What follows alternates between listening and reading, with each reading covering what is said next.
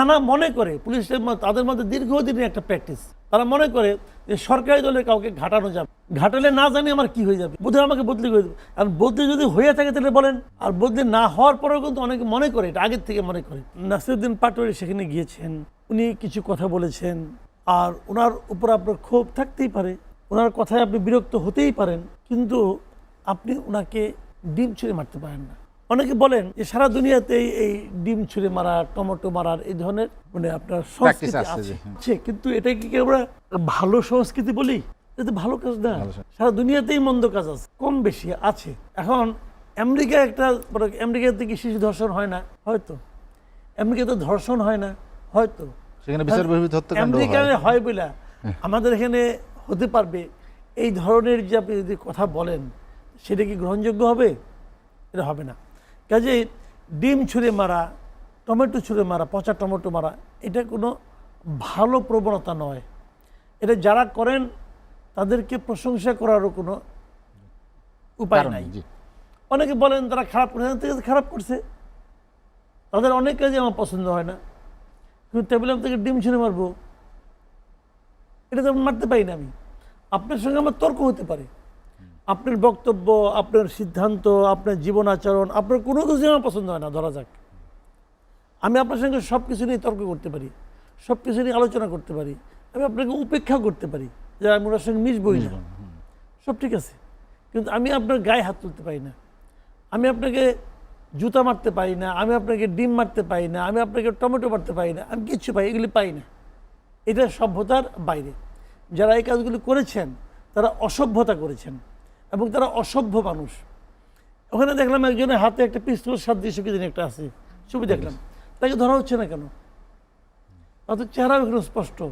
বা একই ঘটনায় দুটি মামলা হলো, তাকে ধরা হলো না কেন?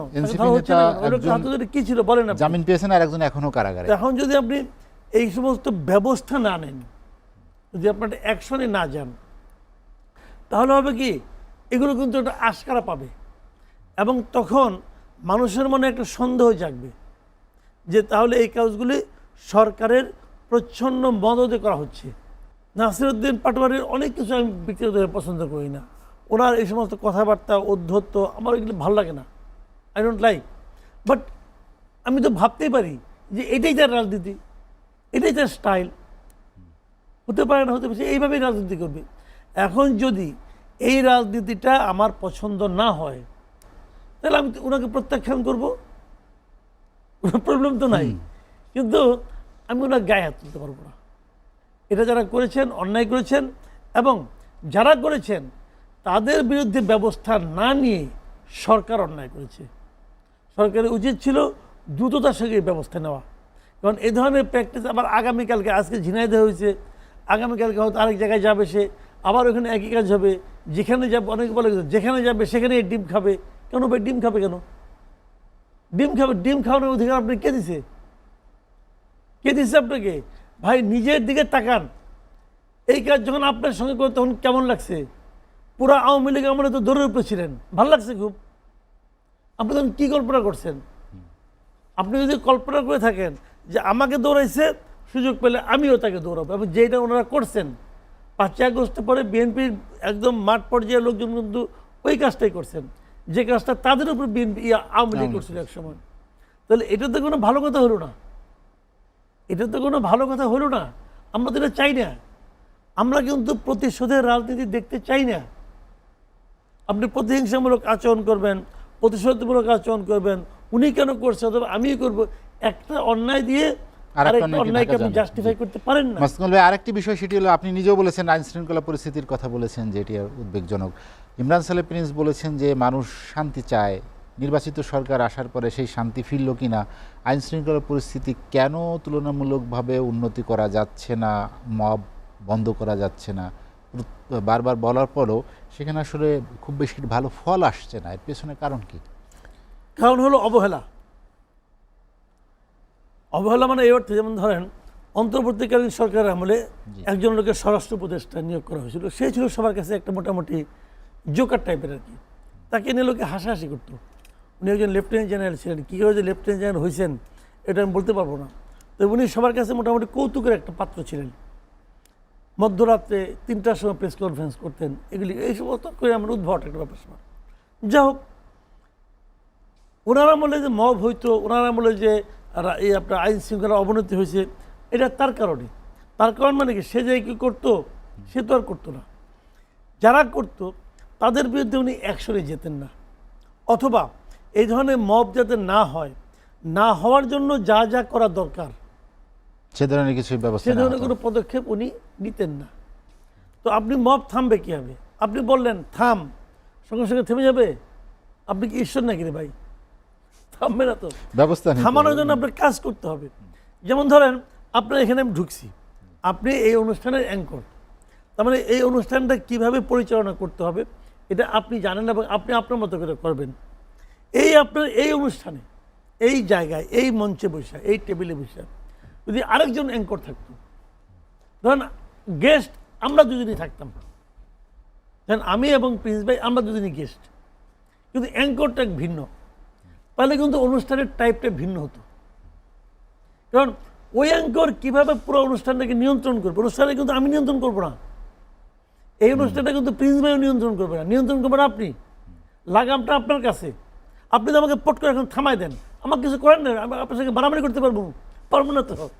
তাহলে তার মানে কি স্বরাষ্ট্রমন্ত্রী কাউকে থামাচ্ছেন না এখন? আমি তা বলছি, আমি বলছি যে পুরো এনভায়রনমেন্টটার জন্য কিন্তু, পুরো এই অনুষ্ঠানটা সাফল্যের জন্য কিন্তু আপনি দায়ী। প্রশংসা হলো আপনার হবে, নিন্দা হলো আপনারই হবে। তো দেশের আইন শৃঙ্খলার পরিস্থিতি অন্তর্বর্তীকালীন সরকার আমরা যা ছিল, তার জন্য আমরা দায়ী করতাম কাকে? জাহাঙ্গীর আলম চৌধুরীকে, লেফটেন্যান্ট জেনারেল, কারণ উনি ছিলেন স্বরাষ্ট্র উপদেষ্টা। এখন যদি আইন শৃঙ্খলা পরিস্থিতির উন্নতি না হয়, তার জন্য প্রাথমিকভাবে আমি দায়ী করব সালাউদ্দিন আহমেদ সাহেবকে, কারণ উনি স্বরাষ্ট্রমন্ত্রী। ওনার জ্ঞান নিয়ে আমার কোনো সন্দেহ নাই, ওনার প্রাজ্ঞতা নিয়ে আমার কোনো সন্দেহ নাই। ব্যক্তি হিসেবে উনি অসাধারণ। আমার সঙ্গে যে দু একবার দেখা সাক্ষাৎ হয়েছে, আমার কাছে খুবই একজন মেধাবী এবং জ্ঞানী লোক মনে হয়েছে ওনার কাছে, মানে ওনাকে কথাবার্তায় ধীর স্থির। যখন প্রেস কনফারেন্সের মুখোমুখি হন, যদিও সর্বশেষ একটা প্রেস কনফারেন্স দেখলাম ওনাকে নিয়ে বলতেছে যে পাথর মারা অমুক তমুক, উনি ঠান্ডা মাথায় জবাব দিলেন যে আমরা তো ভাই মধ্যযুগে যাব না। তো এইটা নিয়ে আবার অনেকে দেখলাম উল্টাপাল্টা কথা বলতেছে, তাইলে কি ওইটা মধ্যযুগ ছিল, অমুক ছিল, তো মানে এগুলো হলো কুতর্ক, এগুলো করতেছিল। আমি কিন্তু ওনার বক্তব্যকে সাপোর্ট করি, যে উনি ঠিকই বলেছেন যে আমরা তো মধ্যযুগে যেতে পারবো না ভাই, বলে তো লাভ নাই। খুবই ঠান্ডা মাথার লোক কথা বলেন, বাট আইন শৃঙ্খলা পরিস্থিতি ওনার সময় উন্নতি হচ্ছে না। এই না হওয়ার দায়িত্ব কিন্তু ওনাকেই নিতে হবে। যদি এটা ব্যর্থতা হয়, ওনার ব্যর্থতা; যদি এটা সাফল্য হয়, ওনার সাফল্য। কিন্তু আনফর্চুনেটলি এটাকে আমরা সাফল্য বলতে পারছি না।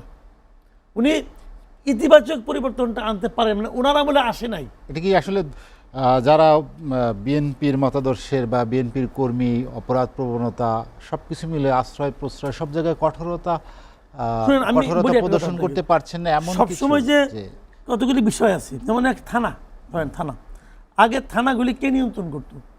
যুবলীগ, শ্রমিক লীগ, স্বেচ্ছাসেবক লীগ, ছাত্রলীগ। ওই থানায় মনে করেন সে গেল, ওসি সাহেব তার সঙ্গে চা বিস্কুট খাওয়া শুরু করলো, আসেন ভাই কেন আসছেন, কি আসছেন। যে ওই লোকগুলি যদি বাংলাদেশে থেকে থাকে, এখন কি ওই থানায় সে যেতে পারবে? ওইভাবে পারবে না।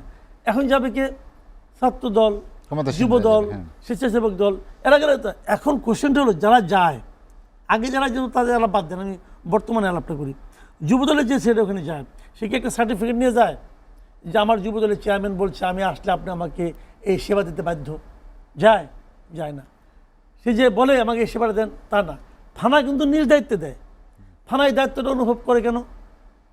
থানা মনে করে, পুলিশের তাদের মধ্যে দীর্ঘদিনের একটা প্র্যাকটিস, তারা মনে করে যে সরকারি দলের কাউকে ঘাটানো যাবে না, ঘাটালে না জানি আমার কি হয়ে যাবে, বোধহয় আমাকে বদলি করে দেবে। আর বদলি যদি হয়ে থাকে তাহলে বলেন। আর বদলি না হওয়ার পরেও কিন্তু অনেকে মনে করে, এটা আগের থেকে মনে করে। এই যে আগের থেকে মনে করাটা, মানে সেলফ যে সেন্সরশিপটা আমাদের কাজ করে, যে ওনাকে বলা যাবে, ওনাকে বলা যাবে না। এটা যখন চলতে থাকে না, তখন এরা অভ্যস্ত হয়ে যায়। আরে তাই তো, আমি গেলে তো হিসেবে আমার কথা শুনে, আমি যদি বলি ওকে ছেড়ে দেন, তাহলে তো তার ব্যবস্থা নেয়। আমি যদি বলি ওর নাম ঢুকায়, থানা পর্যায়ে ওই পর্যায়ে এগুলো থাকে, কিন্তু একটা ভাব দেখানো ভাব। তো এগুলি কিন্তু আসলে নিয়ন্ত্রণ করতে হবে, সরকার বলবে, সরকার সেই মেসেজটা ওদেরকে দেবে। এবং স্বরাষ্ট্রমন্ত্রী তো থানায় যায় মেসেজ দেবে না।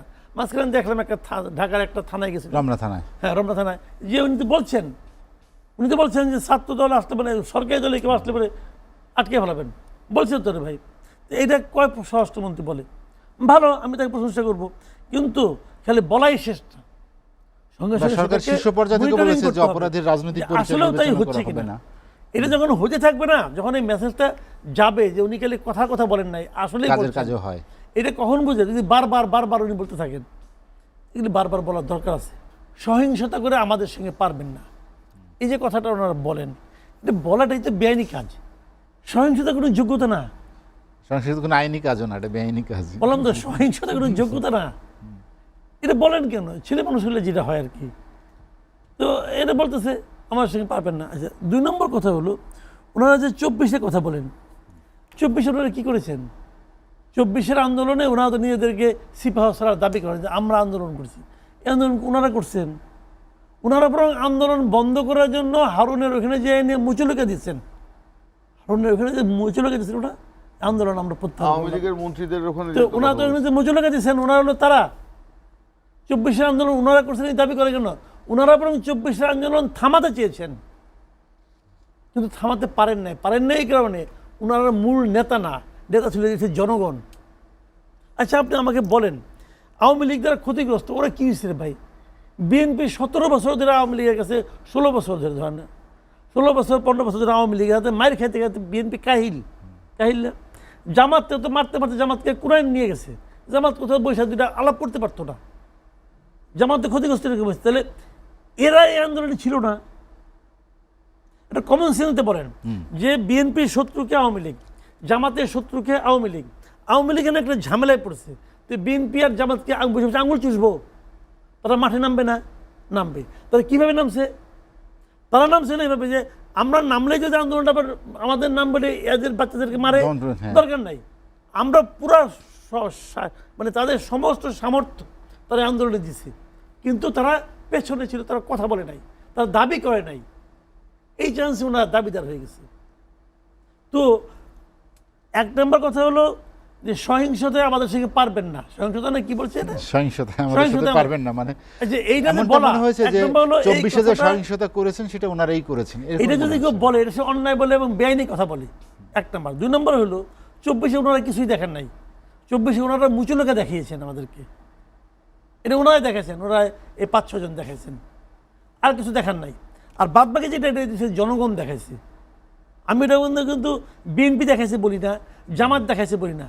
আমি যখন জনগণ বলি, এই জনগণের মধ্যে কিন্তু বিএনপিও আছে, জামাতও আছে, এনসিপিও আছে, সবাই আছে। সবাই মিলা ওই স্বৈরাচারী সরকারকে এই দেশ থেকে সরাইছে রে ভাই। এইভাবে জিনিসটা দেখেন, সামনে কে দাবি করতে, সবাই এই কাজটা শেষ করার পরে সাধারণ পাবলিক যারা ছিল তারা যার যার মতো ঘরে ঢুকে গেছে, স্টুডেন্টরা চলে গেছে ক্লাসে, বিএনপি চলে গেছে তার রাজনীতিতে, জামাত চলে গেছে তার রাজনীতিতে। এরা আসছে ক্ষমতায় যাওয়ার জন্য, ভাগ নেওয়ার জন্য, যাই না 3 জন যে মন্ত্রী হয়ে গেছে, এরা গেছে ক্ষমতার ভাগ নিতে। সেখানে আপনি জানেন যে দেখেন, আমি একটা কথা বলি, ওনারাই বলে মাঝে মাঝে জাতীয় সরকারের প্রস্তাব উঠছিল, বিএনপি রাজি হয় নাই। অর্থটা কি? তার মানে বিএনপি কিন্তু ক্ষমতায় তখন যেতে চায় নাই, অনির্বাচিতভাবে যেতে চায় না, বিএনপি এভাবে যেতে চায় নাই। বিএনপিকে যে আমি আমার পলিটিক্সটা করবো, জনগণ যদি আমাকে চায় আমি যাবো, জামাতও চায় না এখানে। তো ওনারা গেছে, এবং ওনারা হলো সেই জিনিস গিয়ে দায়িত্ব নিলেন স্থানীয় সরকার। আপনি জানেন যে স্থানীয় সরকার প্রতিমন্ত্রী, আমি বিএনপির পক্ষে দালালি করতেছি, যেটা সত্য সেটা বললাম। স্থানীয় সরকার প্রতিমন্ত্রী শাহ আলম সাহেব যেটি বলেছেন, আপনি দেখেছেন যে দেখেছি তার মন্ত্রণালয় যেটি একটি তদন্ত কমিটিও হয়েছে, এটাকে আপনি কিভাবে দেখেন যে মন্ত্রী? এখানে দুটো বিষয় আছে। একটা হলো তদন্ত কমিটি করছে তারা হলো দুর্নীতির বিষয়টি একদম ওপেন, গত 17 বছরে যত অনিয়ম আছে, তার মন্ত্রণালয়ে 17 বছরে যত অনিয়ম আছে সেই অনিয়ম বের করার জন্য তারা তদন্ত কমিটি করছে। এতে আমি হ্যাপি। এই কারণে ওনারা 17 বছর বলেছেন, কিন্তু তার মানে 2009 থেকে 2026 পর্যন্ত বলেছেন। তার মানে এখানে অন্তর্বর্তীকালীন সরকার একটা আসে, এতে আমি হ্যাপি। কারণ কোন কাল কোন অকাল আমি জানতে চাই না। আমার কথা হলো এদেশে কোনো একটা দুর্নীতি হওয়া মানে জনগণের নয় ছয় করা, এটা তদন্ত করা উচিত।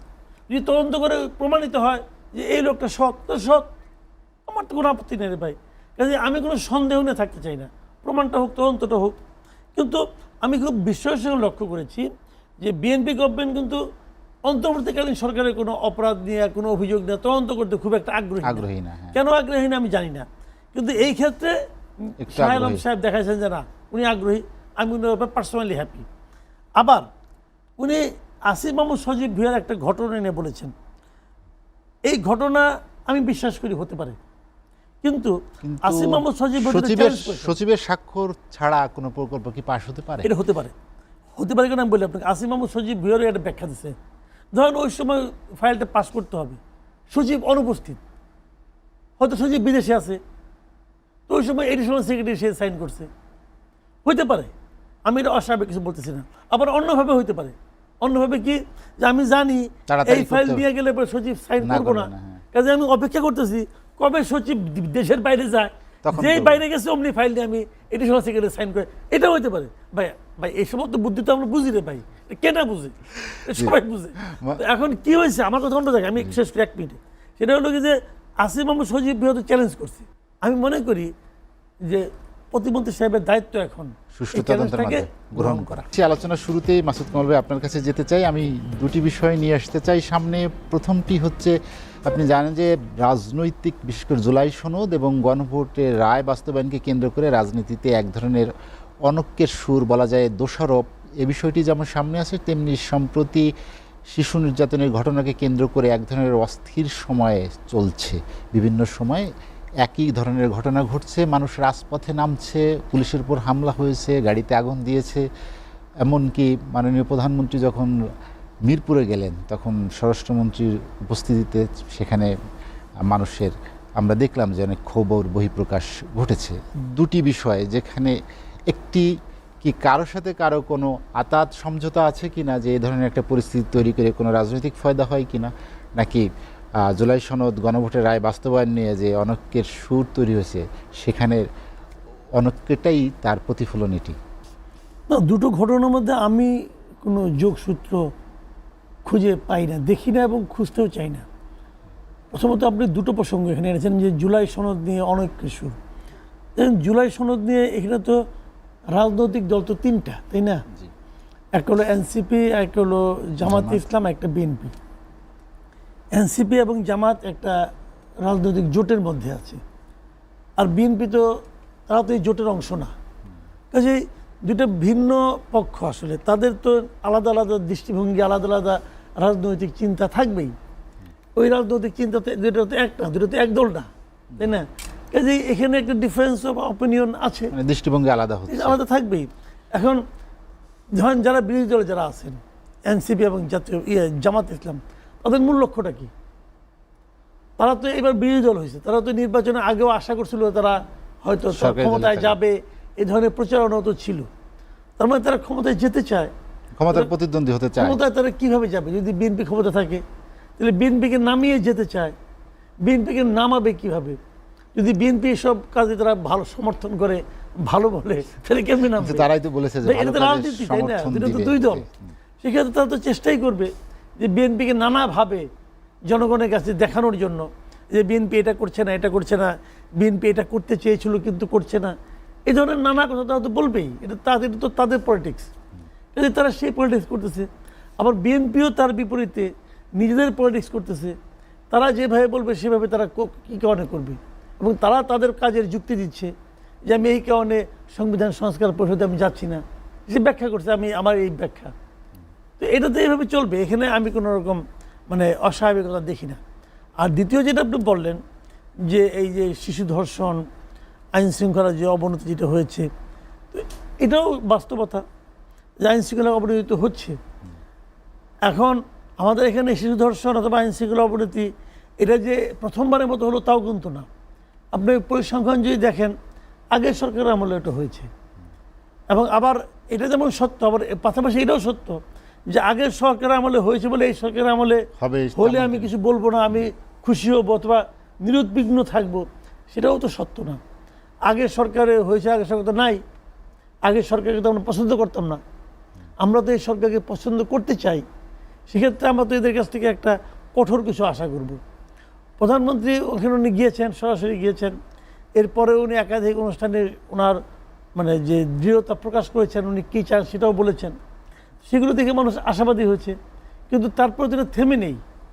তো এখন এটা কিভাবে কন্ট্রোল করা যায়, এটা কিন্তু সরকারকে ভাবতে হবে। যত এটা কন্ট্রোল না হবে তত কিন্তু বিরোধী দল কিন্তু তাদের হাতে একটা করে ইস্যু পেয়ে যাবে, পাবে ইস্যু। মানে এটিকে ইস্যু হিসেবে তৈরি করার চেষ্টা চলছে কিনা? আপনি জানেন যে ময়মনসিংহে মাননীয় প্রধানমন্ত্রীর বক্তব্য আপনি শুনেছেন নজরুল জয়ন্তীর অনুষ্ঠানে, সেখানে কিন্তু উনি বেশ স্পেসিফিকই বলেছেন, অনেকটা খোলাসা করেই বলেছেন, ষড়যন্ত্রের কথা বলেছেন। আমি সম্পূর্ণই শুনেছি। ওখানে উনি যে কথাটা বলেছেন সেটা আবার আমার কাছে মানে শেষ দিকে পছন্দ হয়নি। উনি বলেছেন যে 1 মাসের মধ্যে তাকে একটা মানে আপনার এই মেজর মানে পানিশমেন্ট দেওয়া হবে, মানে চূড়ান্ত পানিশমেন্ট, এবং উনি মৃত্যুদণ্ডের কথা উল্লেখ করেছেন। তো এটা আমি মনে করি মানে ওনার মুখ যেটা বলা ঠিক না, এটা তো আইনের ব্যাপার, আইন দেখবে। আইন আপনি এটুকু বলতে পারেন যে যত দ্রুত সম্ভব যাদের হয় সেই ব্যবস্থা আমরা করব, বাট কি বিচার হবে না হবে আইন দেখবে, আদালত দেখবে, এটা দেখবে। এটা কিন্তু আইনের উপর ছেড়ে দিতে হবে। কিন্তু আমি যেটা বলছি, রাজনীতি যে হচ্ছে এটা কিন্তু ঠিক। যেমন আমি আজকে তো দেখলাম, প্রথম আলো কোন পত্রিকা দেখলাম, একটা পত্রিকা, যে ওই যে মেরেছে, যে ভদ্রলোক হত্যাকারী, যে নাকি নিজেও স্বীকার করেছে, সোহেল রানা, তাকে দেখানো হচ্ছে একটা ছবিতে যে সে ওখানকার যিনি বিএনপি ক্যান্ডিডেট ছিলেন তার প্রচারণায় নাকি সে ছিল। দেখেন, 1 নম্বর কথা হলো কি, বা একটা বড় এরিয়া, এটা কার প্রচারণায় কে ছিল এটা তো আমি জানি না। এবং কারো প্রচারণায় মিছিলে যদি কেউ থাকে, সে যদি পরবর্তীতে অপরাধ করে, সে অপরাধের দায় কি আপনি সেই দলকে দেবেন? ছবিটা নাকি ঠিক নয়, না, ছবিটা ঠিকই নয়, নাকিটা কিনা পরে ফ্যাক্ট চেকে দেখা গেছে ওই ছবিটা এখানে ভুয়া ছবি, ওই ছবি আসলে বাস্তব না, সত্য না, ওটা বানিয়ে দেওয়া হয়েছে। তো এই যে যারা বানিয়ে দিছে, এটা বানাইতে পরিশ্রম হচ্ছে না, পরিশ্রম একজন কলকাঠি নাড়ছে, যিনি পরিশ্রম করেছেন, কেন করেছেন? মানে বিএনপিকে রাজনৈতিকভাবে অ্যাটাক করার জন্য করেছেন। তো এই যে মানসিকতাটা, এই যে প্রবণতাটা, এটাকে আপনি কি বলবেন? এটা তো একটা মন্দ কাজ। আপনি একটা দলের বিরোধিতা করবেন, করেন, বিএনপি রাজনীতি সবই কি ঠিক নাকি? ভুল হতেই পারে, বিরোধিতা করেন, কোনো সমস্যা নাই। কিন্তু আপনি একটা মিথ্যা তথ্য বানাইয়া, নিজের একটা তথ্য তৈরি করিয়া, সেই তৈরিকৃত তথ্য দিয়া আপনি একজনকে মানে নাজেহাল করার চেষ্টা করবেন, এটা তো খারাপ। আমি তো মনে করি যদি সম্ভব হয়, আজকাল তো টেকনোলজি অনেক উন্নত হয়েছে, যারা এই কাজটা করেছে তারা কিন্তু এই ধরনের কাজ করতেই থাকবে, তাদেরকে আইডেন্টিফাই করা উচিত। এটা অন্যায়, এটা অপরাধ। প্রধানমন্ত্রী তো বেশ কিছু ইঙ্গিত দিয়েছেন এবং সজাগ থাকতে বলেছেন, সতর্ক থাকতে বলেছেন। আপনি শুনেছেন যে পলাতকদের সাথে তলে তলে খাতির একটি দলের কিছু লোক রাস্তা অবরোধ করছে, মানে যে তার নেতাকর্মীদের যে সজাগ থাকার কথা বললেন, এটি কেন বললেন? দেখেন, এটা যে যখন উনি বলেছেন এর পেছনেও কিছু কারণ আছে। কারণ হলো, যেমন ধরেন যে দলগুলো এখন নাই, যেমন ধরেন আওয়ামী লীগের কথা বলি, উনি তো আওয়ামী লীগের ইঙ্গিত করেছেন। এদিকে একটা দল আছে, আওয়ামী লীগ তখন অফিসিয়ালি কিন্তু তারা কিন্তু কোনো রাজনৈতিক কর্মকাণ্ডের মধ্যে নাই। আওয়ামী লীগের লোকজন আছে, সারা দেশে আছে এবং বেশ বড় সংখ্যকই আছে, কিন্তু তারা তো কোনো পলিটিক্যাল অ্যাক্টিভিটিসের মধ্যে নাই।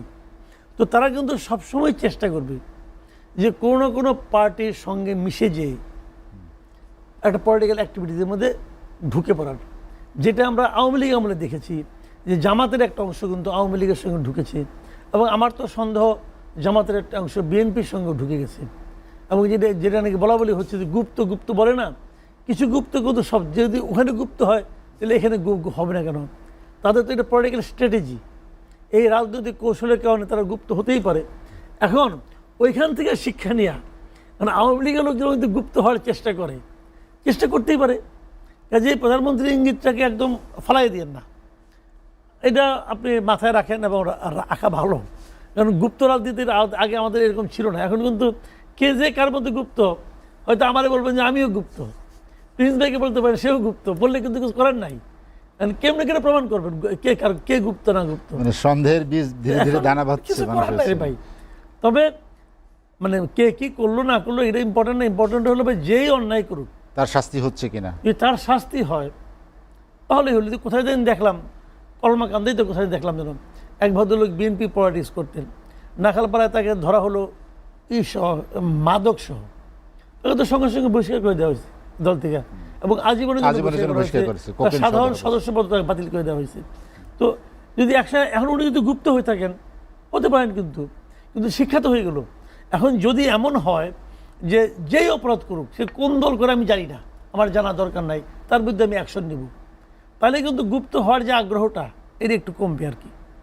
মাসুদ কামাল ভাই, আমি আপনার কাছে আবার আসবো। সৈয়দ ইমরান সালে প্রিন্স ভাই, আমরা যেটি নিয়ে আলোচনা করছিলাম, বিশেষ করে সাম্প্রতিক যে পরিস্থিতি তৈরি হয়েছে তার পেছনে কোনো কলকাঠি কেউ নাড়ছে কিনা, বিশেষ কোনো পরিস্থিতি তৈরি করতে চায় কিনা, এমন কোনো ইঙ্গিত বা আভাস আপনাদের কাছে আছে কিনা, যেটি মাননীয় প্রধানমন্ত্রীর বক্তব্যে আমরা কিছুটা হলেও, যেটি মাসুদ কামাল ভাই বললেন যে এই যে ইঙ্গিত দিয়েছেন সেটি আসলে একদম ফেলে দেওয়ার মতো নয়, আপনার কি মনে হয়? যেটা না, অবশ্যই এই ইঙ্গিত তো ফেলে দেওয়ার মতো নয়।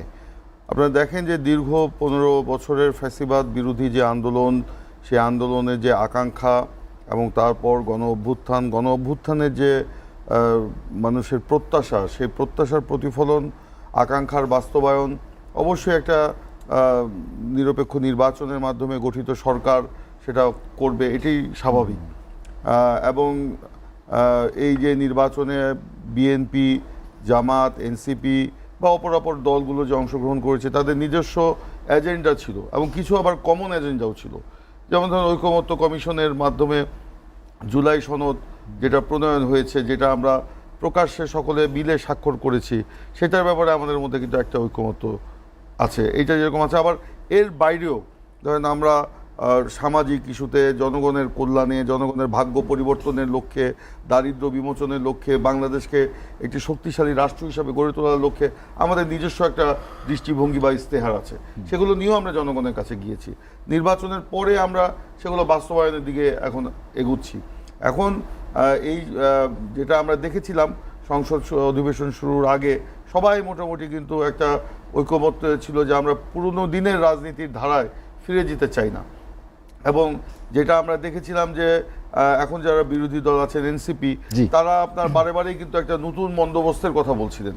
তো আমরা আশান্বিত হয়েছিলাম যে সংসদে সকলে মিলে আমরা হয়তো একটা নতুন বন্দোবস্তের দিকে আমরা যেতে পারবো। তারা কিন্তু এখনো বলছে যে পুরনো বন্দোবস্তটি আপনারাই টিকিয়ে রেখেছেন। এখন দেখুন, পুরনো বন্দোবস্ত না, আমি তো আসি, এবং আপনারা দেখেছেন আমাদের সরকার গঠনের আগে বিএনপির চেয়ারম্যান জনাব তারেক রহমান দলের সিনিয়র নেতৃবৃন্দকে নিয়ে আপনার ডক্টর শফিকুর রহমান কিংবা নাহিদ হোসেন কিংবা অন্যান্য যে রাজনৈতিক নেতৃত্ব আছেন তাদের বাড়িতে গিয়েছেন, তাদের বাসায় গিয়ে তাদেরকে আহ্বান জানিয়েছেন, আসেন যে আমরা জাতীয় ইস্যুতে আমরা ঐকমত্যের ভিত্তিতে আমরা কাজ করি, এবং তারা সে আশ্বাসও তখন কিন্তু দিয়েছিলেন।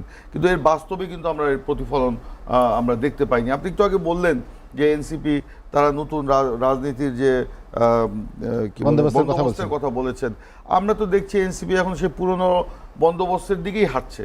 তারা যে এখন মাঠে ময়দানে যে রাজনীতিটা করছে, যে প্রতিহিংসা পরায়ণ যে রাজনীতি, এটা তো দোষারোপের রাজনীতি, তো পুরনো দিনের রাজনীতি। এই যে তাদের নেতারা আপনার বিভিন্ন জায়গায় গিয়ে তারা মানে অহেতুকভাবে তারা আমাদের অন্যান্য রাজনৈতিক দলের নেতৃবৃন্দ সম্পর্কে, কিংবা ধরেন সরাসরি বলি আমাদের দলের চেয়ারম্যান তারেক রহমান সম্পর্কে, কিংবা আমার দলের সিনিয়র যারা নেতৃবৃন্দ মির্জা আব্বাস সহ অন্যান্যদের নামে যে ধরনের মানে অসৌজন্যমূলক বক্তব্য রাখছেন, উস্কানিমূলক বক্তব্য রাখছেন, এটা কি সেই পুরনো রাজনীতির ধারা নয়? তারা তো সেই রাজনীতিরই চর্চা করছেন। তো এগুলো করে তারা বাংলাদেশের রাজনীতিকে তারা কিন্তু আবার সেই আগের জায়গায় নিতে চান। আমাদের প্রধানমন্ত্রী তারেক রহমান গত পরশুদিন ত্রিশালে গিয়েছিলেন নজরুল জয়ন্তীতে, আমিও সেখানে ছিলাম, এবং সেখানে তিনি খাল কাটার পরে যে বক্তব্য রেখেছেন উপস্থিত গ্রামবাসীদের উদ্দেশ্যে, কিংবা নজরুল জয়ন্তীর মঞ্চে দাঁড়িয়ে তিনি যে কথাগুলো বলেছেন, এটা আমিও শুনেছি। এবং তিনি খাল কাটার যে কর্মসূচির পরে যে আপনার সমাবেশে তিনি একদম ইঙ্গিত দিয়েই বলেছেন যে একটা তলে তলে কিন্তু একটা সমঝোতা খাতির হচ্ছে। কার সাথে খাতির? তার একদিন আগেই আপনার ধরেন এই মিরপুরে আপনার রামিসার যে নৃশংস ঘটনা ঘটে গেল, সেখানে প্রধানমন্ত্রী তার আবেগের আকুতি নিয়ে কিন্তু ছুটে গিয়েছিলেন। ছুটে গিয়ে ওখানে কিন্তু কোনো রাজনৈতিক প্রস্তুতি আমাদের ছিল না, উনি হঠাৎ করেই গেছেন। উনি জনগণের নেতা, আপনি দেখেছেন যে প্রধানমন্ত্রী খুব সাদাসিধাভাবে চলাফেরা করেন, বাসে করে জেলাগুলিতে সফর করছেন, তারপর আপনার গাড়িতে পতাকা লাগান না, কোনো প্রোটোকল নেই, সামনে পিছিয়ে প্যাপু নাই। আপনার আগে প্রধানমন্ত্রী যে চলতেন 21টা গাড়ি নাকি তার সাথে থাকতো, ওখানে 3টা গাড়ি নিয়ে তিনি চলেন, ট্রাফিক সিগন্যালে তিনি দাঁড়িয়ে থাকেন, সেখানে দাঁড়িয়ে মানুষের সাথে কথা বলেন। ওনার এই যে একটা সরলতা, সাদাসিধেভাবে চলাফেরা করেন, সেভাবেই তিনি কিন্তু মিরপুরে গিয়েছেন। মিরপুরে রামিসার বাসায় গিয়ে তার বাবা মা বোনদের সাথে কথা বলে বাবার মানে আশ্বাস দিয়ে এই হত্যার দ্রুত বিচার আমরা করব দিয়ে উনি ফেরার সাথে সাথে সেখানে যে আমরা দেখলাম যে এই যার যে ঘটনাগুলো ঘটলো সেটা তো আমরা তো ভাই ঢাকাতেই রাজনীতি করি, আমরা তো জানি কে কি।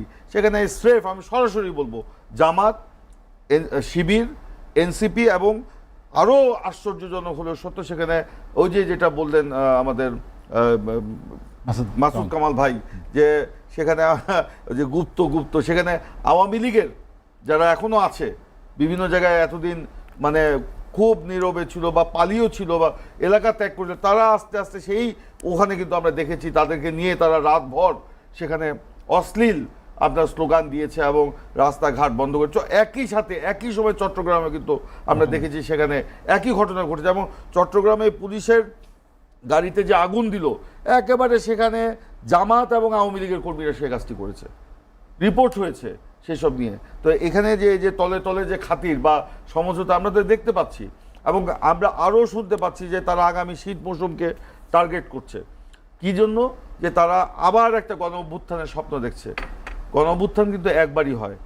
কেন গণ অভ্যুত্থান ঘটানো হবে? আপনার একটা নিরপেক্ষ নির্বাচনের মাধ্যমে বিএনপি সরকার গঠন করেছে, জাতীয় সংসদকে সকল কাজের কেন্দ্রবিন্দুতে পরিণত করা হয়েছে।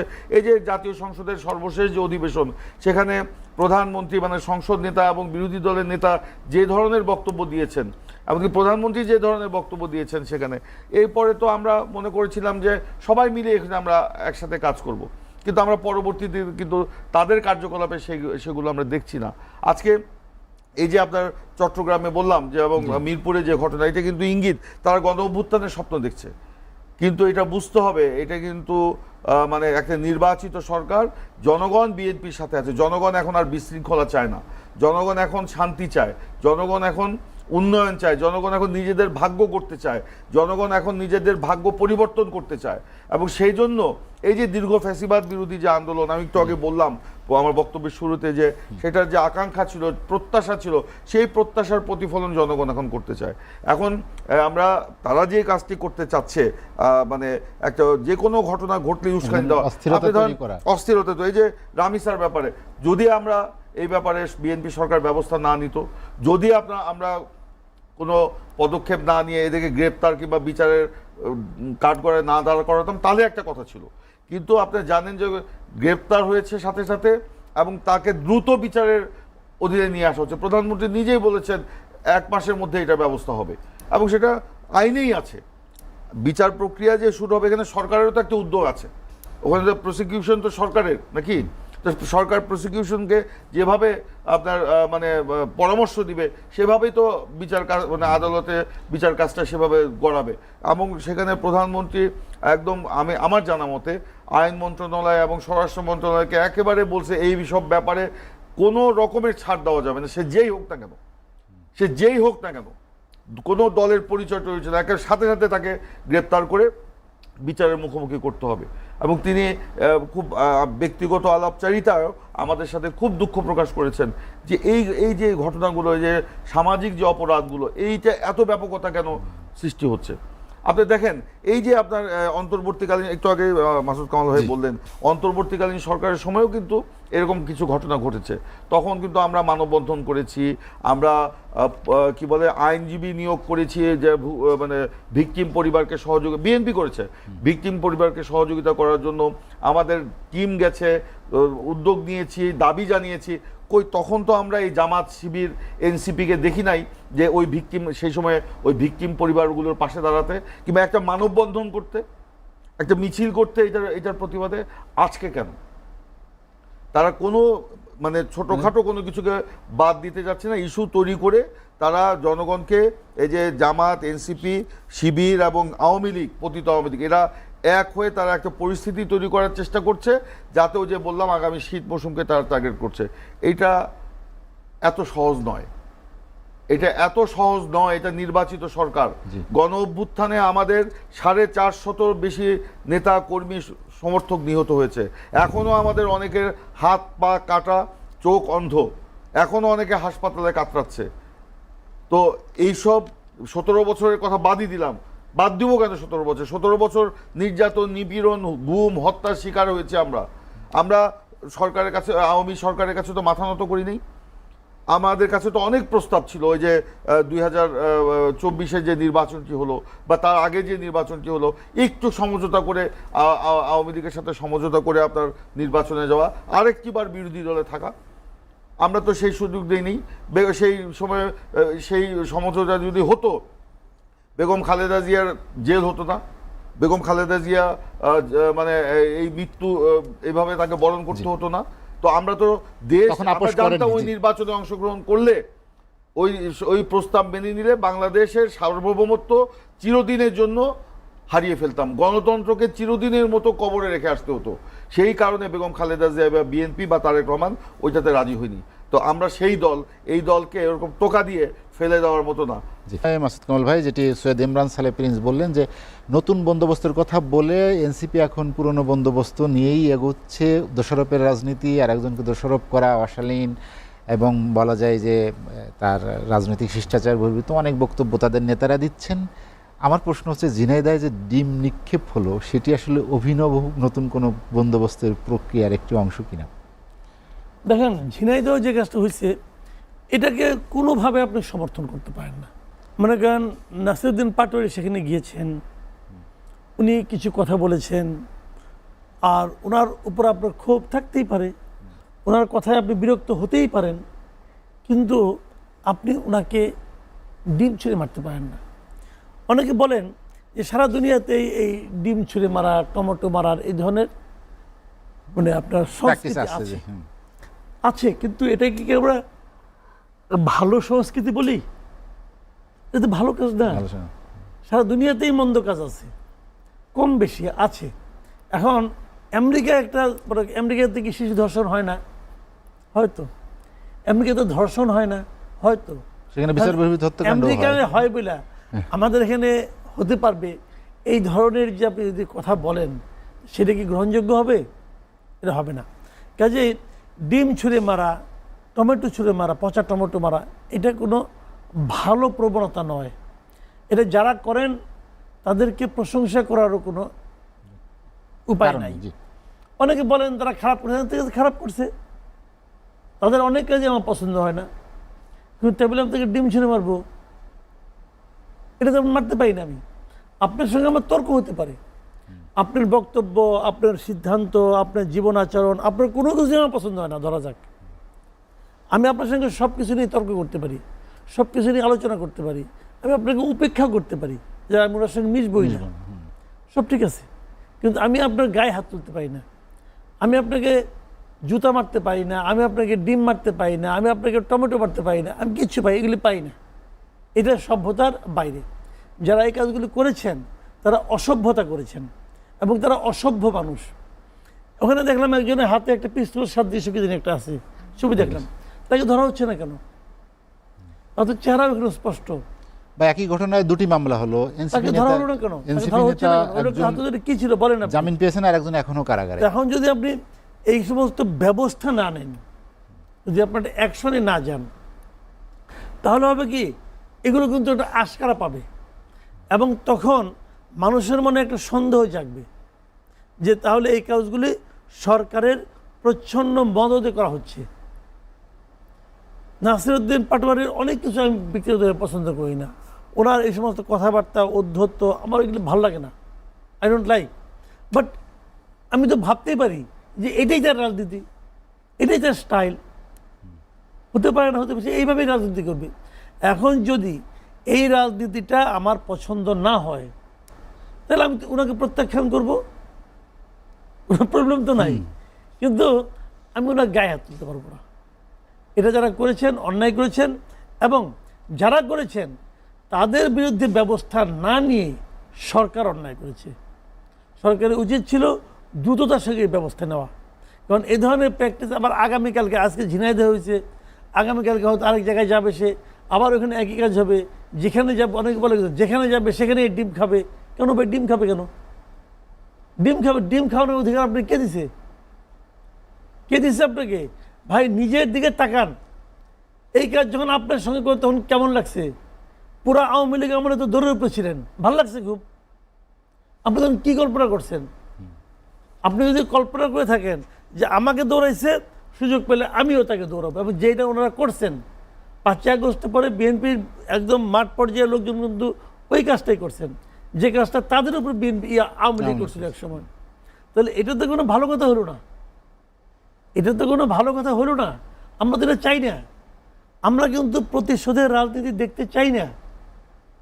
আপনি প্রতিহিংসামূলক আচরণ করবেন, প্রতিশোধমূলক আচরণ করবেন, উনি কেন করছে অথবা আমিই করব, একটা অন্যায় দিয়ে আরেকটা অন্যায়কে আপনি জাস্টিফাই করতে পারেন না। মাসুদ ভাই, আরেকটি বিষয় সেটি হলো, আপনি নিজেও বলেছেন আইন শৃঙ্খলা পরিস্থিতির কথা বলেছেন যেটি উদ্বেগজনক।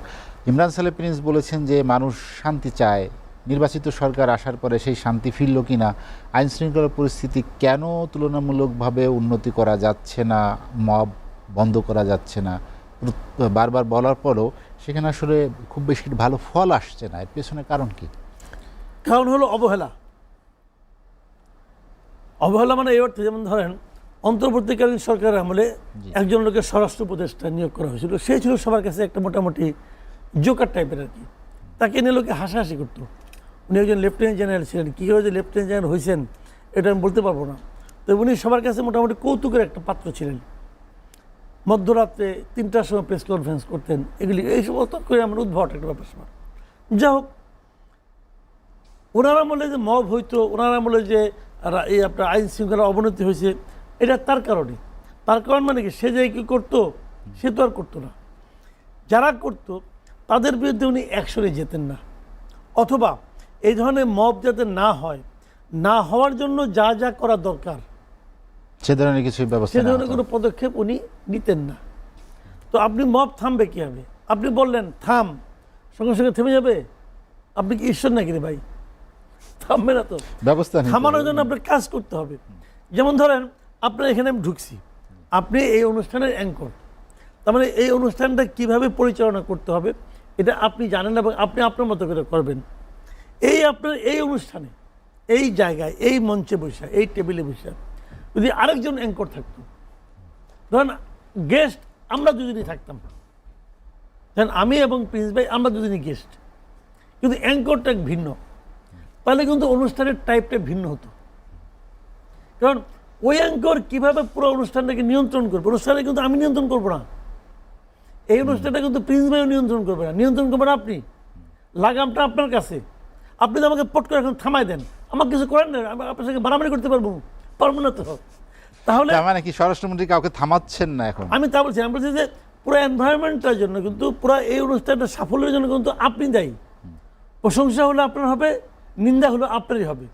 তো দেশের আইন শৃঙ্খলার পরিস্থিতি অন্তর্বর্তীকালীন সরকার আমরা যা ছিল, তার জন্য আমরা দায়ী করতাম কাকে?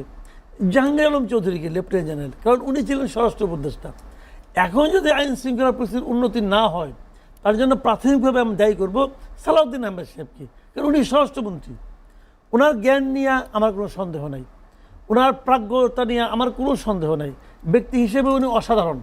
আমার সঙ্গে যে দু একবার দেখা সাক্ষাৎ হয়েছে, আমার কাছে খুবই একজন মেধাবী এবং জ্ঞানী লোক মনে হয়েছে ওনার কাছে, মানে ওনাকে কথাবার্তায় ধীর স্থির।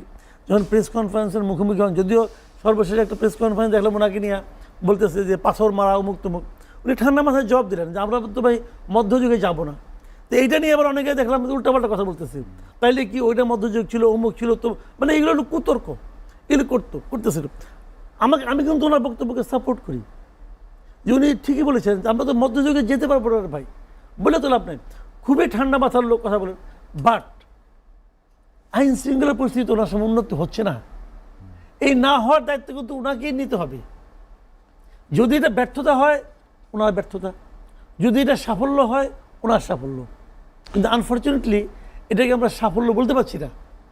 উনি ইতিবাচক পরিবর্তনটা আনতে পারেন, মানে ওনার আমলে আসে নাই। এটা কি আসলে যারা বিএনপির মতাদর্শের বা বিএনপির কর্মী, অপরাধ প্রবণতা সবকিছু মিলে আশ্রয় প্রশ্রয় সব জায়গায় কঠোরতা প্রদর্শন করতে পারছেন না এমন সবসময় যে কতগুলি বিষয় আছে, যেমন এক থানা, ধরেন থানা, আগে থানাগুলি কে নিয়ন্ত্রণ করতো?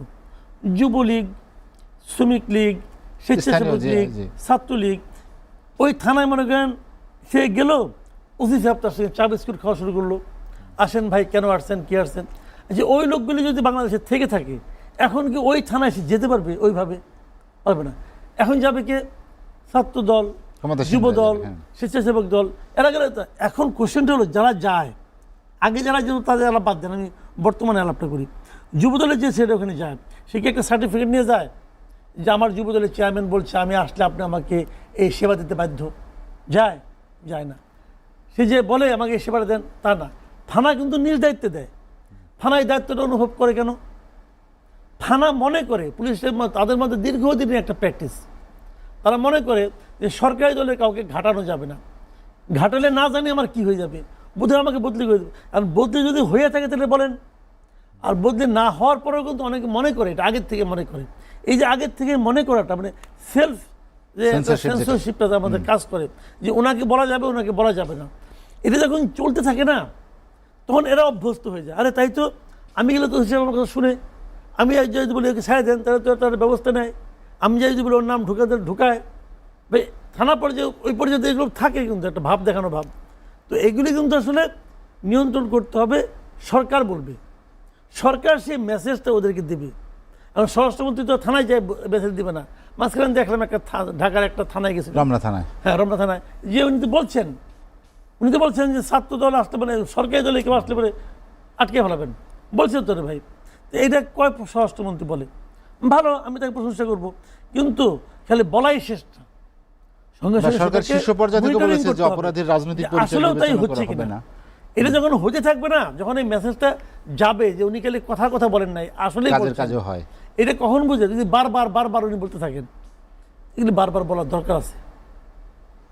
জি মাসুদ কামাল ভাই, আমি আপনার কাছে আবার আসবো। সৈয়দ ইমরান সালেহ প্রিন্স ভাই, যেটি মাসুদ কামাল ভাই বলছিলেন যে আইন শৃঙ্খলা পরিস্থিতি কেন অবনতি হচ্ছে, দৃশ্যমান উন্নতি হচ্ছে না, দলীয় নেতাকর্মীদের কি তাহলে কি সামলানো যাচ্ছে না?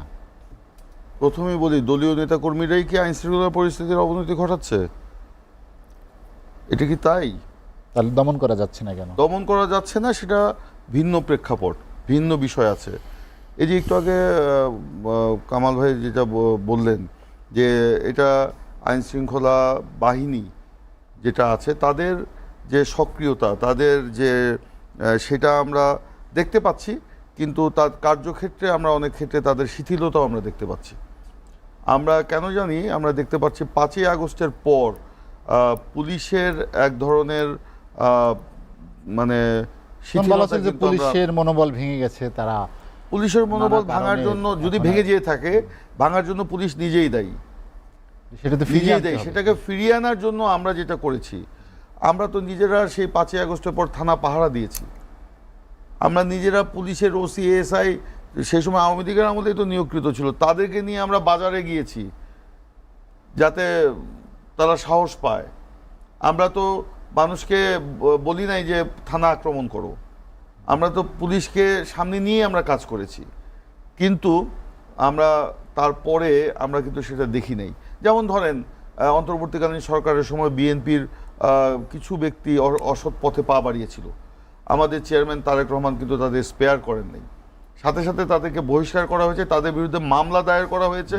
বাংলাদেশের ইতিহাসে মানে এইটাই মানে সর্বপ্রথম ঘটনা যে কোনো রাজনৈতিক দল তার কর্মীর বিরুদ্ধে থানায় গিয়ে মামলা করে, কিন্তু পুলিশ সেখানে তাদের বিরুদ্ধে কি ভূমিকা নিল? যাদেরকে আমরা দল থেকে এইসব অভিযোগে বহিষ্কার করলাম, মামলা করলাম, পুলিশ কি তাদেরকে ধরেছে? কেন ধরেনি? আমরা কি বলেছিলাম তাদেরকে ধরা যাবে না? এই যে একটু আগে আপনি বললেন যে একটা মিথ হয়ে গেছে যে আইনশৃঙ্খলা বাহিনীর মানে আইনশৃঙ্খলার অবনতির জন্য ক্ষমতাসীন দল দায়ী। ক্ষমতাসীন দল কেন দায়ী থাকবে?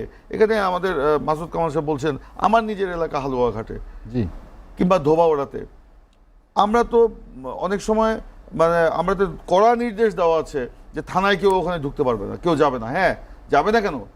নিশ্চয়ই জনগণের সরকার, জনগণের ভোটে নির্বাচিত সরকারি দল, আমাদের বিভিন্ন জনগণের কারণে আমরা সুপারিশ করতেই পারি, কিন্তু যেই সুপারিশ মানে আইনসম্মত নয়, কেন তারা সেটা আপনার গ্রহণ করবে? কেন এরকম মানে ইয়ে করে, আমরা বলবো না দূর দূর করে তাড়িয়ে দেন বিএনপির কেউ গেলে, কিন্তু তাদেরকে খাতির করার তো কিছু নাই। যেমন ধরেন আমার ধোবাউড়া উপজেলাতেই আপনার একজন হত্যাকাণ্ডের শিকার হয়েছে এই নির্বাচনের পরে, আপনার ধরেন তাকে পিছনে কোপ দিয়ে মেরে ফেলা হয়েছে।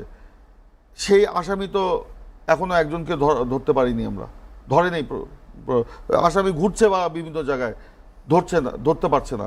পুলিশ বলছে আমরা ধরতে পারছি না। কেন ধরতে পারছি না? পুলিশ বলছে আমরা ধরতে পারছি না, কেন ধরতে পারছে না?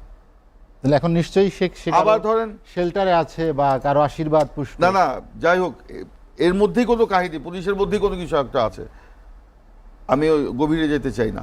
কিংবা ধরেন আমার হালুয়াঘাট উপজেলাতেই ধরেন আমরা যে কোনো ঘটনা হচ্ছে, আমাদের বিএনপি অফিস মানে নির্বাচনের পর তছনছ করে ফেলা হয়েছিল একটা ইউনিয়নে, মামলা হয়েছে, কোনো ব্যবস্থা নেই, মামলায় তো দিতে চায়নি। এরকম অনেক ঘটনা ঘটেছে, কিন্তু আমরা তো পুলিশের উপর অযথা প্রেশার ক্রিয়েট করিনি যে এই জিনিসটা করতে হবে বা এই জিনিসটা করেন। কিন্তু এই যে একটা মানে প্রচলিত একটা ব্যাপার, যে আইন শৃঙ্খলার অবনতির জন্য বোধহয় বিএনপির নেতাকর্মী দেয়, কখনোই না। যদি কেউ দায়ী হয়ে থাকে তাকে স্পেয়ার বিএনপি করবে না, কাউকে রক্ষা বিএনপি করবে না। এটা আমাদের নেতা তারেক রহমানের একেবারে সুনির্দিষ্ট মানে সুস্পষ্ট বক্তব্য। গত 9 মে ঢাকাতে আমাদের যে একটা সেশন হয়ে গেল, আমাদের মাননীয় প্রধানমন্ত্রী তিনি ডেকেছিলেন আমাদের তৃণমূল জেলা পর্যায়ে তৃণমূল নেতাদের, সেখানে তিনি স্পষ্ট ভাষায় বলেছেন, সেখানে স্বরাষ্ট্রমন্ত্রী স্পষ্ট ভাষায় বলেছেন যে আমাদের এখন আর বসে থাকার কোনো সুযোগ নাই। যদি এর মধ্যে কেউ আপনারা পড়ে যান, আমরা কাউকে রক্ষা করতে পারবো না। আমাদের শিথিলতা প্রদর্শনের কোনো কিছু নাই। এখন পুলিশকে আপনার ধরেন, এই যে পুলিশ বাহিনী যারা আইন শৃঙ্খলা রক্ষার কাজে নিয়োজিত আছেন, তাদের মধ্যেও তো অনেক সমস্যা আছে। এদিকটা আগে বলে মনোবল ভেঙে গেছে। এখন এই পুলিশের তো রাতারাতি এই যে চেঞ্জ করা যাবে না, আস্তে আস্তে ধরেন অন্তর্বর্তীকালীন সরকারের সময় কিছু নতুন নিয়োগ হয়েছে, এখনও আপনারা নতুন নিয়োগ কিছু হচ্ছে। এই নিয়োগ নিয়ে আগে তো শুনেছি আওয়ামী লীগ আমলে একটা কনস্টেবল নিয়োগে নাকি 20 লাখ টাকা নেওয়া হতো। এখন কি সে অবস্থা পরিবর্তন হয়েছে? অবশ্যই। সেখানে আমার কি বলবো, এটা আমাদের হয়তো দলের কর্মী সেখানে গিয়ে আপনারা সবাই বলছেন না সেখানে আমি বলছি দলের কর্মী হয়তো সেই পুলিশে আপনার হয়েছে, মানে কি ফার্স্ট রাউন্ড যেটা আপনার যে মাঠে যে দৌড়াতে সেটা হয়তো পাস করেছে, কিংবা রিটেনেও হয়তো পাস করেছে, দেখা গেল ভাইভাতে সে পাস করেনি। কিন্তু আমাদের কোনো সুযোগ ছিল বলার? কোনো সুযোগ নাই।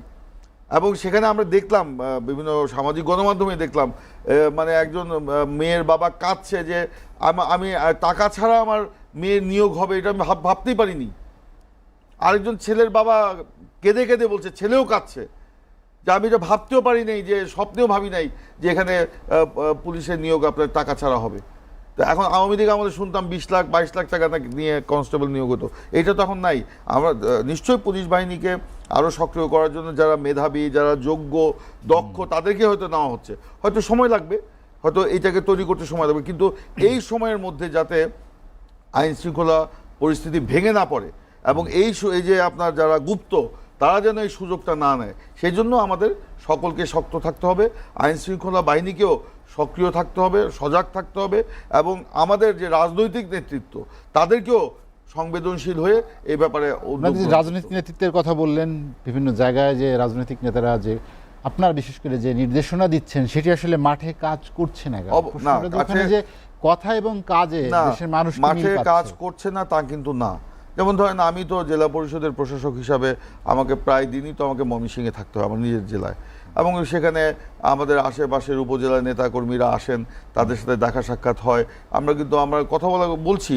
এবং এই যে নজরুল জয়ন্তীর কর্মসূচিতে গত 23 তারিখে যে প্রধানমন্ত্রী গেলেন ত্রিশালে, এই এত কর্মসূচি আপনি নিজেও ছিলেন না, এবং পরেও কিন্তু তিনি সন্ধ্যায় প্রায় 2 ঘন্টা নেতাদেরকে সময় দিয়েছেন। একেবারে উপজেলা পর্যায়ের তৃণমূলের নেতাদেরকে নিয়ে তিনি কিন্তু ক্লোজ ডোর মিটিং করেছেন, এবং সেখানে তিনি স্পষ্ট ভাষায় বলেছেন যে এইসব ব্যাপারে আপনাদের সকলকে সতর্ক থাকতে হবে, মাঠে ঘাটে থাকতে হবে, এবং এই সরকারকে সহযোগিতা করতে হবে, কিন্তু সরকারের মধ্যে দলকে বিলীন করে দেওয়া যাবে না, এটা বলেছেন। সরকারকে সহযোগিতা করতে হবে, দল রাজনৈতিক সহযোগিতা করতে হবে, কিন্তু সরকারের মধ্যে দলকে বিলীন করে দেওয়া যাবে না, এটাও তিনি কিন্তু স্পষ্ট করে বলেছেন। তো সে কারণে আমাদের যেটা বলছেন যে মাঠে আপনার এটা হচ্ছে না, মাঠে যদি এই পরিস্থিতি মানে আমাদের এই বার্তাটা যদি ওইভাবে না যেত, না যদি আমাদের নেতাকর্মী না শুনতো, তাহলে তো লঙ্কাকাণ্ড হয়ে যেত। বিএনপি তো আওয়ামী লীগ না রে ভাই, বিএনপি তো বিএনপি। আমরা দীর্ঘ 17 বছর লড়াই করেছি, রাজপথে আমরা রক্ত দিয়েছি, জেল খেটেছি, গুম হয়েছি, হত্যাকাণ্ডের শিকার হয়েছি, কারো হাত নাই, কারো পা নাই, কারো চোখ নাই। তো আমরা তো এরকম পরিস্থিতি নিশ্চয়ই চাবো না। তবে হ্যাঁ, আমাদেরও চাওয়া পাওয়া আছে। চাওয়া পাওয়াটা কি? দেশটা ভালো থাকুক, প্রশাসন ভালোভাবে চলুক, সরকার ভালোভাবে দেশটা চালাক। এই জন্য আমরা সরকার, প্রশাসন, রাজনৈতিক দল সকলের একটা সম্মিলিত প্রচেষ্টার মধ্য দিয়ে আমরা দেশটাকে একটা কাঙ্ক্ষিত অভিষ্ট লক্ষ্যে আমরা নিয়ে যেতে চাই, যেটা আমরা গণ অভ্যুত্থানে যে স্বপ্ন দেখেছি, 17 বছর আন্দোলনে যে মানুষের প্রত্যাশা ছিল, সেটা যেন বাস্তবায়ন ঘটে। আসিফ মাহমুদ সজীব ভুইয়া তিনি বলেছেন যে সহিংসতার যে বার্তা, বিশেষ করে সরকারি দলের যে অ্যাগ্রেসিভনেস, সেটির উপর তিনি বলেছেন যে আমাদেরকে তারা কি করেছে সেটা তারা 24-এ দেখিয়েছে, আমাদের সাথে পারবেন না সহিংসতা করে, এরকম একটি বার্তা তিনি দিয়েছেন। এটি আসলে আবেগতাড়িত হয়ে বলেছেন নাকি জুলাই অভ্যুত্থান নিয়ে কোনো ভিন্ন বার্তা দিচ্ছে মানুষের মধ্যে? শুনেন ভাই, এটা হলো বয়সের সমস্যা, বুঝছেন? আমার মানে সহিংসতা করার একটা আমার যখন ছেলে যখন ছোট ছিল না, তখন সে প্রায়ই আসতো আমার সঙ্গে, বাবা আসো কুস্তি লাগি, তুমি কিন্তু আমার সঙ্গে পারবা না। এবং আমি পারতাম না তার সঙ্গে, কারণ না পারলেই তো মানে তার জয়, সে খুশি যে আমি বাবার উপর পা তুলে দিয়েছি, পারছি, আমি জিতছি। তো এগুলি ভাই হয়, বুঝছেন, বয়সের জড়িত কারণ। তাদেরকে বুঝতে হবে, পরিপক্কতা না আসলে এটা হয় আর কি। 1 নম্বর কথা হলো, সহিংসতা করে আমাদের সঙ্গে পারবেন না, এই যে কথাটা ওনারা বলেন, এটা বলাটাই তো বেআইনি কাজ। সহিংসতা কোনো যোগ্যতা না, সহিংসতা কোনো আইনি কাজও না, এটা বেআইনি কাজ। বললাম তো, সহিংসতা কোনো যোগ্যতা না। এটা বলেন কেন? ছেলে মানুষ হলে যেটা হয় আর কি। তো এটা বলতেছে আমার সঙ্গে পারবেন না। আচ্ছা, 2 নম্বর কথা হলো, ওনারা যে 24-এর কথা বলেন, 24-এ ওনারা কী করেছেন? 24-এর আন্দোলনে ওনারা তো নিজেদেরকে সিপাহ ছাড়ার দাবি করেন যে আমরা আন্দোলন করছি।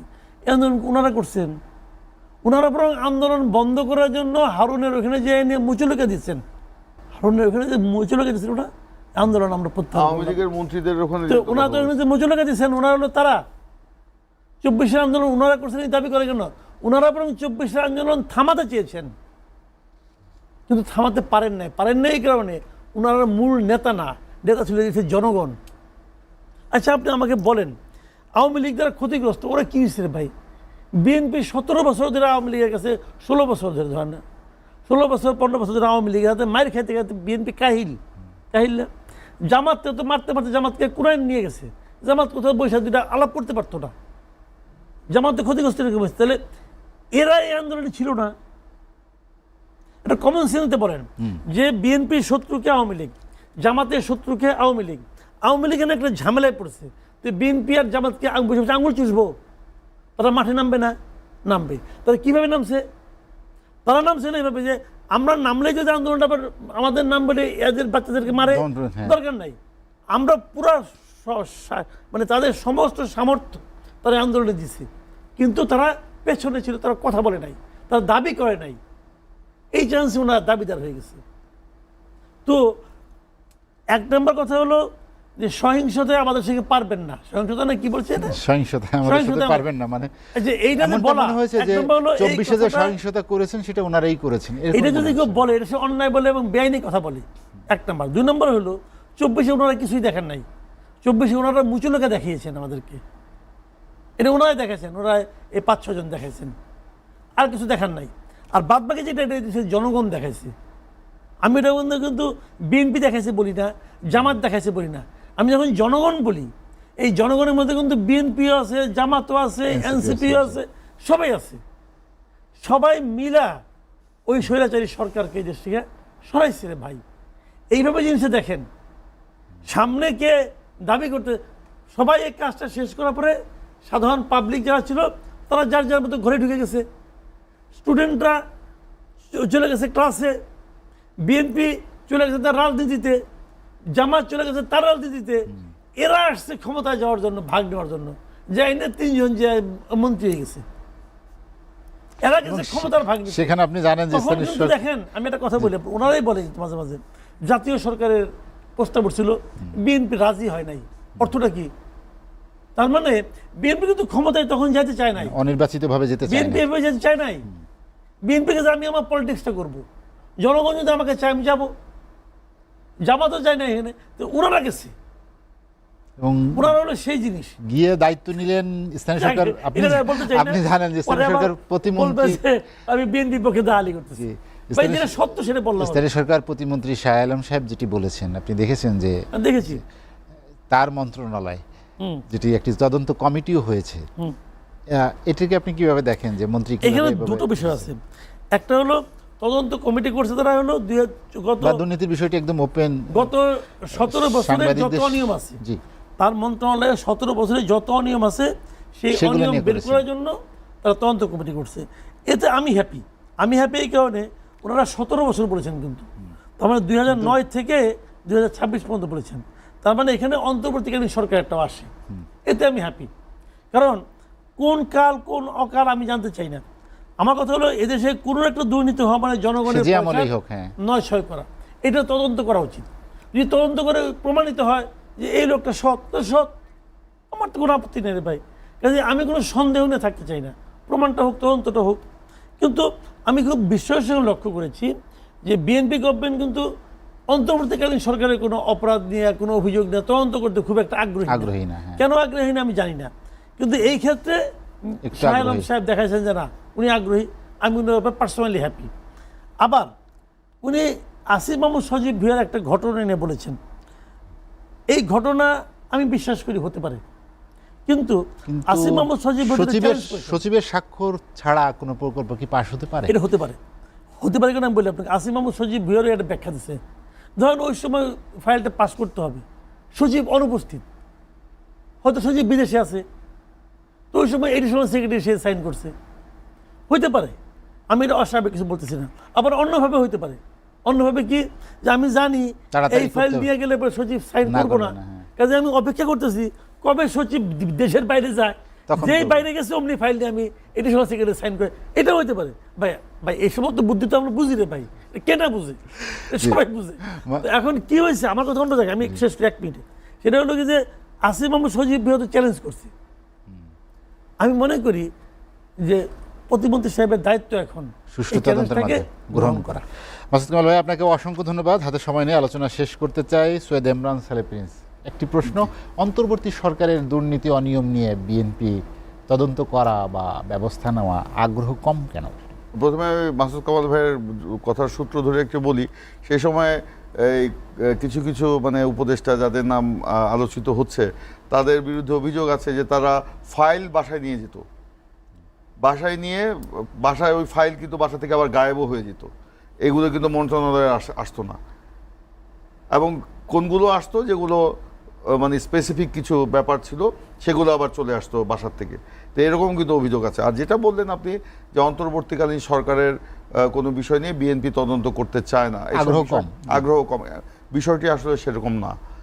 আমরা যে কোনো মানে আওয়ামী লীগ বলেন, অন্তর্বর্তীকালীন সরকারের বলেন, কিংবা আমাদের আমলেও যদি কোনো অনিয়ম হয়, সেটা অবশ্যই সেটা তদন্তের মাধ্যমে বের করতে হবে। আমরা এই দেশকে সঠিকভাবে পরিচালিত করতে চাই। হ্যাঁ, এখানে তো ধরেন কেউ না কেউ কাজ করবে, কাউকে না কাউকে তো কাজ দিতে হবে। সেটা যদি কোনো দুরভিসন্ধিমূলক মানে প্রক্রিয়ার মধ্য দিয়ে হয়, সেটা হলো ভিন্ন কথা। কিন্তু যেটা আপনার স্বচ্ছতার মধ্য দিয়ে যদি হয়, সেটা ওয়েল এন্ড গুড, সবাই আমরা ওয়েলকাম করব। সেই জন্য আমি বলতেছি অন্তর্বর্তীকালীন সরকারের কোনো বিষয় নিয়ে যে আমাদের আগ্রহতা নাই তা না। এই যে ধরেন এই যে হামের টিকা যে তারা আমদানি করলো না, ইউনিসেফ বারবার বলার পরেও যেটা করা হলো না, টাকাও ছিল, সেটার ব্যাপারে অবশ্যই আমরা তদন্ত করব। কিন্তু এই মুহূর্তে আমার কাজটা কি, হামকে নিয়ন্ত্রণ করা যাচ্ছে না, এবং মৃত্যুর সংখ্যা প্রায় 5 শতাধিক। আমরা উদ্বিগ্ন, আমরা বিএনপি সরকার এই ব্যাপারে খুবই উদ্বিগ্ন। তো সেখানে আমরা কি এইটা নিয়ন্ত্রণ করব না আমরা তদন্ত করব? তদন্ত করতে গেলে তো ধরেন সমস্ত মিনিস্ট্রির ফোকাস পয়েন্ট থাকবে ওই জায়গাতে, কিন্তু এখন আমাদের ফোকাস পয়েন্ট থাকবে হামকে নিয়ন্ত্রণ করা, শিশুদেরকে বাঁচানো। সেই জন্য আমাদের যে কোনো অনেক জায়গায় তো পিআইসিইউ নাই, সেখানে পিআইসিইউ স্থাপন করা, এই যেটুকু স্থাপন করা হচ্ছে, এই অল্প পিআইসিইউতে কাজ হচ্ছে না। এই যে আমার ময়মনসিংহের একটা মেডিকেল কলেজ হাসপাতালের একটা রিপোর্ট আমি দেখছিলাম, সেখানে পিআইসিইউ যেটা আছে সেটা অপ্রতুল, এবং সেখানে গত কয়েকদিনে থেকে অসংখ্য বেশিরভাগ মানে শিশুরা আসছে এবং অনেকে মারাও গেছে। এটা যখন শুনি তখন আমার বাচ্চার কথা মনে হয়ে যায়। আমার ছেলে যখন ছোট ছিল, আমার ছেলে যদি এই অবস্থা হতো কি হতো, বুক আমার দুমড়ে মুচড়ে যায়। কিন্তু এখন তো আমাদেরকে ওই আবেগ দিয়ে বসে থাকলে চলবে না। আমার তদন্ত না, আগে হচ্ছে আমার পরিস্থিতি নিয়ন্ত্রণ করা। সরকার তো এখন ক্রাইসিস ম্যানেজমেন্ট নিয়ে ব্যস্ত। মাত্র 3 মাস হলো আমরা ক্ষমতায় এসেছি, এই ক্ষমতায় আসার পরেও আমাদের যে প্রতিকূলতা আমাদেরকে মোকাবেলা করতে হচ্ছে। আপনি ধরেন এই যে এটা ধরেন সচিবালয়, যে যারা মূল কাজটা করবে এই সরকারের রাজনৈতিক এজেন্ডা কিংবা রাজনৈতিক এজেন্ডা, নির্বাচনী ইশতেহার যারা বাস্তবায়ন করবে, যাদের দিয়ে করানো হবে, তারা কারা? আপনার কি দক্ষ লোক অপ্রতুল সচিবালয়, যেখানে বাধ্য হয়ে এখন আপনার বিশেষজ্ঞ নিয়ে এসে তাদের চুক্তিভিত্তিক নিয়োগ দেওয়া হচ্ছে। এটা নিয়েও আবার প্রশ্ন যে চুক্তিভিত্তিক নিয়োগ কেন? নিয়োগ তো আগের পথেই হাঁটছে কেন? না, আগের পথে যে আপনার দক্ষ লোক নাই, যোগ্য লোক নাই। আগের সরকারও তো দক্ষ লোক পায়নি না, এইটা ধরেন আগের সরকার তো ফ্যাসিবাদ ছিল ভাই, তারা তাদের বয়ান আর আমাদের বয়ান এক করবেন না। তারা তো যাদেরকে সেই সময় মানে প্রশাসন থেকে তাড়িয়ে দিয়েছিল, তারা সবাই যে অযোগ্য না, তারা যোগ্য লোক ছিল, দক্ষ লোক ছিল, শুধু তাদের পছন্দের লোককে বসানোর জন্যই কিন্তু তারা এই কাজটি করেছে। আমরা তো আমাদের পছন্দের লোককে বসাচ্ছি না। সেই সময় যারা যাদের উপরে আপনার করা হয়েছিল, মানে অবিচার করা হয়েছিল, সেটা আমার দল করে না, এমনও লোক তো এখন আছে, এমনও লোক তো আছে। তারা যদি এসে মামলা করে তারা যদি তাদের অবস্থান ফিরে পায়, তা আপনার করার কি আছে? আপনার সেখানে এখন দক্ষ যোগ্য লোকের অভাব। এই দক্ষ যোগ্য প্রশাসন গড়ে তোলার ক্ষেত্রে এখন সবাইকে মনোনিবেশ করতে হচ্ছে। এবং এই যে আপনার যেখানে একটু স্লথ গতি আমরা দেখতে পাচ্ছি, সেখানে দেখেন প্রধানমন্ত্রী কিন্তু একেবারেই উনি মানে ছোট ছোট বিষয় কিন্তু লক্ষ্য করেন। আপনি দেখেছেন কয়েকদিন আগে একটা বক্তৃতায় বলছিলেন, উনি যখন সকাল 9টায় 8:30 ওদের বাসার থেকে রওনা হয়ে আপনার যে এক্সপ্রেস ওয়ে দিয়ে আপনার সচিবালয়ে আসছিলেন, তিনি দেখছেন তার এক বাসার ছাদ থেকে পানি পড়ছে কলের লাইন দিয়ে। এবং উনি ওই গাড়িতে বসেই তিনি সংশ্লিষ্ট মন্ত্রণালয়ের সচিবকে ফোন করে বলেছেন, সেটা আপনি দেখেন এটা কি পরিস্থিতি, বন্ধ করতে বলেন, বন্ধ করে, এইসব পানি অপচয় হলে তো আমার পানি নষ্ট হয়ে যাবে। এইসব বিষয় তো ওনার চোখ এড়াচ্ছে না। জি, আপনি রাস্তা দিয়ে যখন যাচ্ছেন, কোন জায়গায় ময়লা পড়ে আছে বা একটা মানে অস্বস্তিকর পরিবেশ, সাথে সাথে উনি প্রশাসককে ফোন করে বলছেন আপনার এই জায়গায় ময়লা, এটা পরিষ্কার হচ্ছে না কেন? প্রধানমন্ত্রীকে কেন সবকিছু দেখতে না, উনি তো একদম তৃণমূলের ব্যাপারে খুবই মানে অন্যরা করছে না যে তা না, ওই যে বললাম দক্ষ যোগ্য লোকের এখানে অভাব রয়েছে।